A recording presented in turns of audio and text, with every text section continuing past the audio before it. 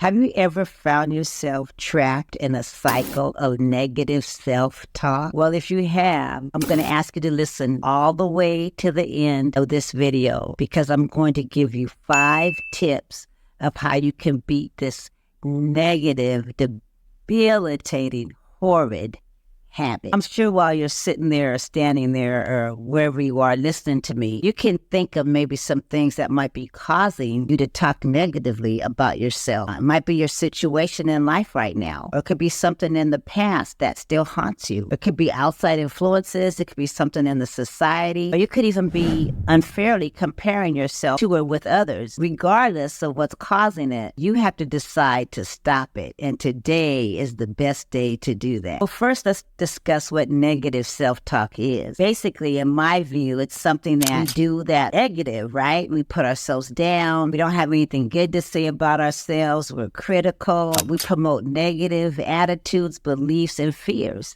That's basically what negative self-talk is. So here's some examples of negative self-talk. I'm not good at that. I'd never be able to do that. This is going to be a terrible day. This is too bad. I don't know when I'm going to be able to get over this. This will never work out. I'm not good. I'm not healthy. I'm not strong. I'm too old. You can get my drift, right? None of it's good.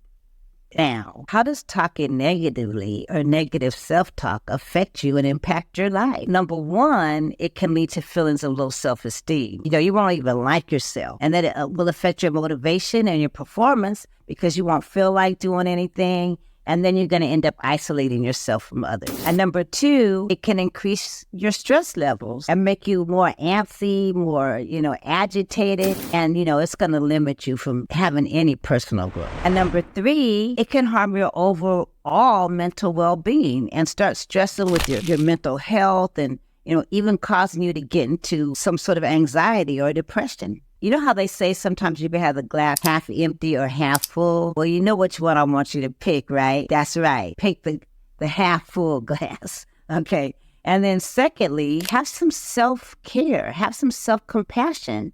Be kind to yourself. If you can be kind to others, you can be kind to yourself, right? And then third, focus on your strengths. We all have weaknesses. We can focus on those all day long. And when we do that, it doesn't benefit us and we don't have any peace. So you want peace. I want peace. So let's just focus on our strengths. Amen. Say something that's going to benefit you. That's something that's going to be a detriment to you. In fact, why don't you just write it down? Get a little sheet of paper or a notepad or maybe a 3x5 index card or a 6x9 index card and write some good things down about yourself.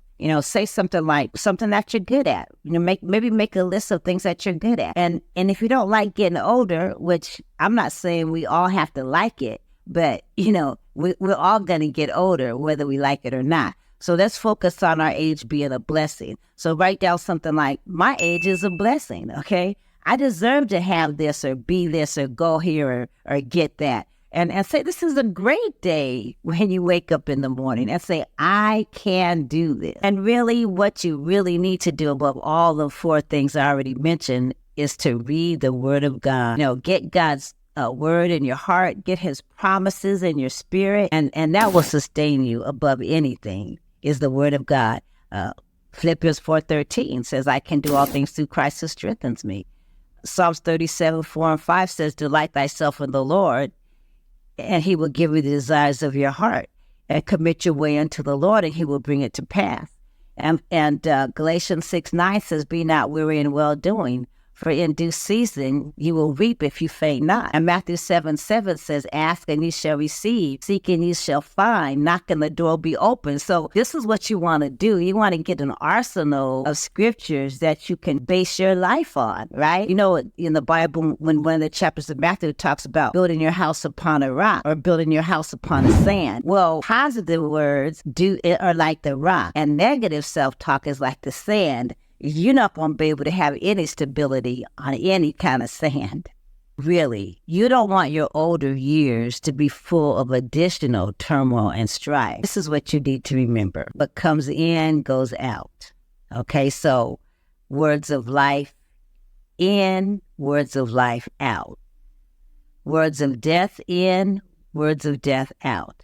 So keep what's coming in, something that's going to be instrumental to moving you forward and not keeping you going backward.